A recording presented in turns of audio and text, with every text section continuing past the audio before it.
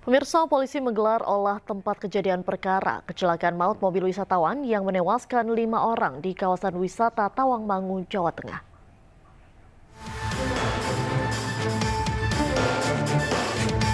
Tim kepolisian dari Korlantas Mabes Polri, Polda Jateng dan Polres Karanganyar menggelar olah TKP kecelakaan maut mobil wisatawan yang menewaskan 5 orang di kawasan wisata Tawangmangu, Jawa Tengah. Pelaksanaan olah TKP dilakukan pada Minggu pagi di jalur lama dari Cemor Kandang menuju Tawangmangu, Karanganyar. Hal ini dilakukan untuk mengetahui penyebab pasti kecelakaan maut mobil yang mengangkut 16 wisatawan dan mengakibatkan 5 orang meninggal dunia. Dugaan sementara kecelakaan terjadi karena mobil remblong saat jalanan menurun.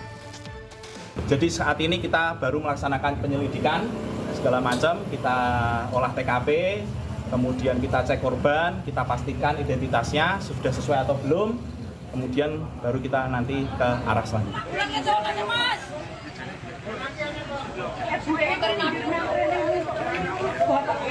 Sebelumnya kecelakaan maut menewaskan 5 orang terjadi di kawasan wisata Tawangmangu.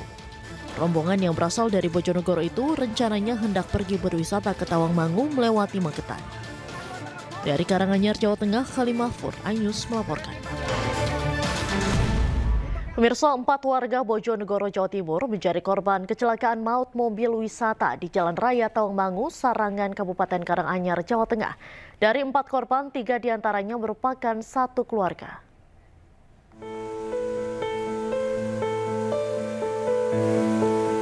Suasana duka menyelimuti rumah Sri Mulyani, 58 tahun di Desa Padangan, Kecamatan Padangan, Kabupaten Bojonegoro, Jawa Timur. Sri Mulyani merupakan salah satu korban kecelakaan maut mobil minibus yang membawa 18 penumpang di Tawangmangu. Sejumlah kerabat dan tetangga berbondong-bondong datang ke rumah duka untuk mengucapkan bela sungkawa dan dukungan moral kepada keluarga yang ditinggalkan. Selain Sri Mulyani, 3 warga lain dari desa yang sama juga menjadi korban tewas dalam insiden tersebut. Mereka adalah Ana Ruby, 45 tahun, Atik 49 tahun, dan Salma 5 tahun. Ketiganya masih memiliki hubungan keluarga sebagai kakak adik dan anak. Setelah tiba dari RSUD Karanganyar, jenazah para korban dimakamkan di TPU setempat pada Minggu dini hari.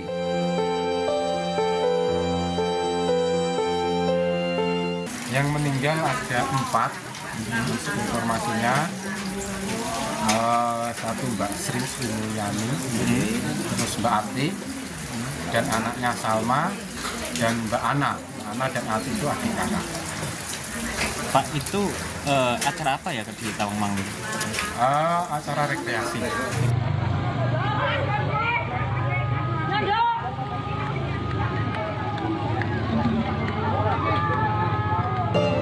Sebelumnya, 5 orang tewas dalam kecelakaan maut mobil minibus yang membawa 18 penumpang dari Bojonegoro, Jawa Tengah di kawasan wisata Tawangmangu, Karanganyar.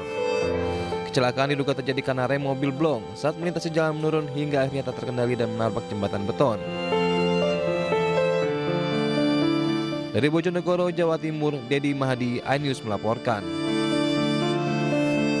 Seluruh korban kecelakaan tunggal mobil wisata di Tawangmangu dibawa ke RSUD Kartini, Karanganyar. Rata-rata korban terluka akibat benturan. Total 17 orang menjadi korban dalam kecelakaan maut di Jalan Gondosuli, jalur lama dari Cemoro Kandang menuju ke Tawangmangu, Karanganyar. 5 diantaranya dinyatakan tewas. Kelima korban meninggal berjenis kelamin perempuan dan 1 diantaranya masih berusia kanak-kanak. Selain itu, 12 korban lainnya mengalami luka berat dan luka ringan. Seluruh korban telah dibawa ke Puskesmas dan RSUD Karanganyar.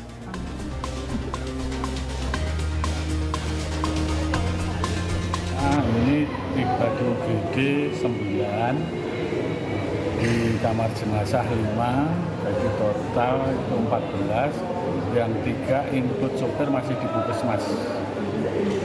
Kondisinya gimana Pak Dirian? Ini kondisinya ya sementara masih dalam perawatan.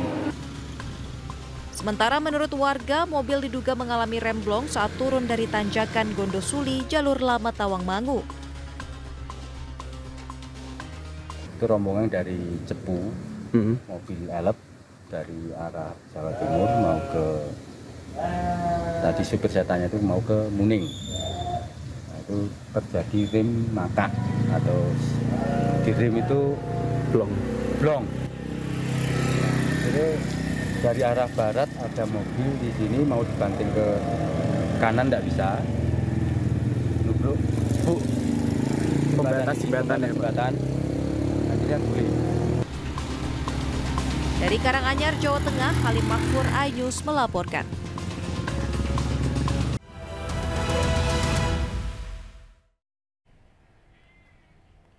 Anda kembali di iNews Sore pemirsa. Gubernur Jawa Barat Deddy Mulyadi akan memberlakukan jam malam pada pelajar di waktu sekolah. Hal ini dilakukan demi mengurangi tindakan yang merusak perilaku pelajar.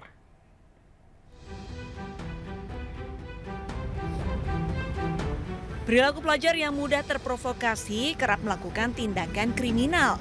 Menyikapi hal ini, Gubernur Jawa Barat Deddy Mulyadi akan membuat kebijakan penerapan jam malam bagi pelajar. Nantinya bagi para pelajar tidak boleh berkumpul bersama teman-temannya setelah jam 8 malam. Dari peraturan ini diharapkan para pelajar sudah berada di dalam rumah untuk belajar. Di jam-jam tertentu mungkin saya akan memberlakukan pada hari-hari belajar itu tidak boleh lagi nongkrong di atas jam 8 misalnya. Karena kan mereka harus di rumah.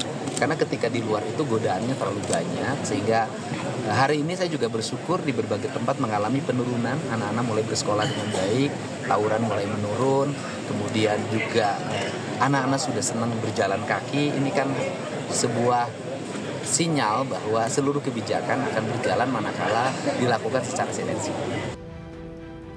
Jangka panjang, harapan dari kebijakan ini adalah mengurangi risiko tawuran hingga aktivitas geng motor yang meresahkan.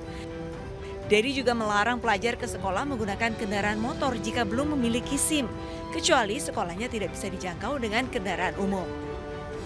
Dari Bandung, Jawa Barat, Ervan David, iNews melaporkan. Setelah selama 18 hari mengikuti pendidikan di Resimen Armet 1 Setirayuda, 39 siswa SMP bermasalah dikembalikan ke orang tuanya masing-masing.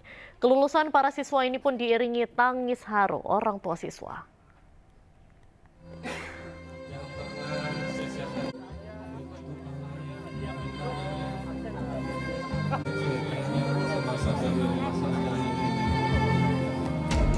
Tangis haru mewarnai proses kelulusan gelombang pertama 39 siswa bermasalah yang usai menerima pembinaan di Resimen Armet 1 Setirayuda, Purwakarta, Jawa Barat. Para orang tua dan siswa tak bisa menahan tangis saat kembali bertemu. Sebelum upacara penutupan, 39 siswa ini berbaris di lapangan dan memperlihatkan sejumlah atraksi. Di antaranya kemahiran baris berbaris serta meneriakan yel-yel ala militer. Bupati Purwakarta, Saiful Bahri bin Zain menyebut setelah 2 pekan di rumah, para siswa akan kembali dikumpulkan untuk pemeriksaan perilaku. Nah, saat ini sudah hari ini kita pulang dulu ke rumah. Mereka, walau bagaimanapun, mereka itu adalah seorang anak yang harus terus berkangen-kangenan sama keluarganya. Kayak pulang dulu ke rumah. Program 6 bulan ini nanti sistem mekanismenya kita nanti kasih tahu. Nanti 2 minggu kemudian mereka dibawa lagi ke sini untuk refresh lagi untuk controlling selama mereka ada di lingkungan sekolah dan lingkungan rumah. Sementara itu, Gubernur Jawa Barat Deddy Mulyadi menyebut usai 39 siswa tersebut kembali ke orang tuanya, nantinya 39 siswa ini masih akan terus mendapatkan pembekalan. Namun hanya 1 minggu sekali atau bahkan 1 bulan sekali selama 6 bulan ke depan. Hal ini dilakukan untuk memantau perilaku para siswa pasca pendidikan di barak militer. Kan sudah 18 hari ya, 18 hari itu kan untuk anak-anak remaja secara psikologi kan pasti kangen sama orang tuanya dan mereka harus kembali ke orang tuanya. Setelah itu nanti selama 6 bulan berarti 5 bulan ke depan ada mentoring. Misalnya nanti saya nggak tahu programnya apakah sebulan 2 kali atau seminggu sekali dikumpulkan. Ya, 2 minggu sekali tetap dikumpulkan, dilakukan pembinaan selama 6 bulan. Jadi tidak dilepas begitu saja. Nah nanti kan mereka akan terevaluasi perjalanannya, bagaimana kondisi di rumahnya.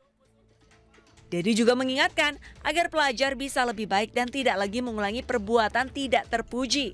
Sementara untuk orang tua dan keluarga serta lingkungan agar lebih memperhatikan aktivitas pelajar remaja di masyarakat. Dari Purwakarta, Jawa Barat, Irwan, iNews melaporkan. Pemirsa, salah satu kekhawatiran banyak pihak saat mengirimkan anak-anak bermasalah ke barak militer adalah asupan gizinya. Apakah para pelajar ini mendapatkan makanan yang cukup gizi atau tidak? Rekan kami Nadia Valeri dalam program iNews Files turut makan bersama pelajar di dalam barak militer Batalion Armet 1 Kostrad Purwakarta, Jawa Barat. Mbak Nadia sama Om J ditantangin, suruh ikut PBB itu sama pelajar-pelajar. Sengaja ganti baju di sini, kebetulan ada ini, kebetulan koperasi di sini ya. Operasi, udah siap, nantangin, pengen tahu kaki kanan sama kaki kiri jalannya bareng atau dulu-duluan. Baju, celana, ya, di double juga nih. Nah, udah kelihatan mirip-mirip koan. Ya, silakan. Ayo Mbak, silakan Mbak, langsung. Lapangan lagi Om. Ya.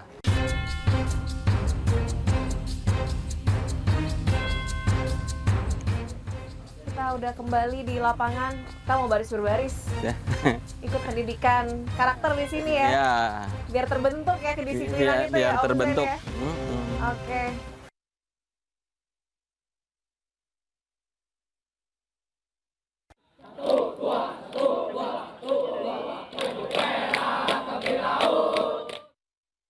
Siswa baru mau Siswa nitip, baru dari ikut latihan, ikut latihan PBB.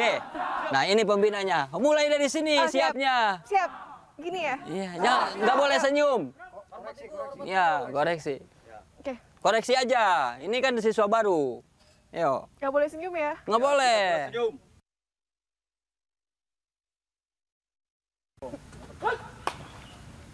Istirahat di tempat. Gerak.